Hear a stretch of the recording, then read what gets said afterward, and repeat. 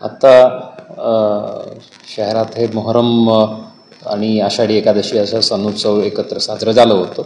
आता आम्ही या पार्श्वभूमीवर आतापासून आम्ही सायंकाळी दररोज 8 ते 10 पर्यंत सर्व ठाणेदार आणि ACPs DCP आणि आम्ही स्वतः पण 2 तासाच्या पायी पेट्रोलिंगचे नियोजन केलेलं आहे आणि ते आता एक आठवड्यापासून चालू आहे. त्या दरम्यान जे विनाकारण मोटरसायकलवर फिरतात आणि टपरीत बसत गप्पा मारत बसत पब्लिकला त्रास देणारे न्यूसेन्स क्रिएटर जे आहेत त्या लोकांना टार्गेट करून त्यांच्या विरुद्ध मोटर वाहन कायदा असो किंवा महाराष्ट्र पोलीस कायदा असो अशा योग्य कायद्यानुसार त्यांच्या विरुद्ध कारवाई करण्याच्या मोहीम चालू आहेत.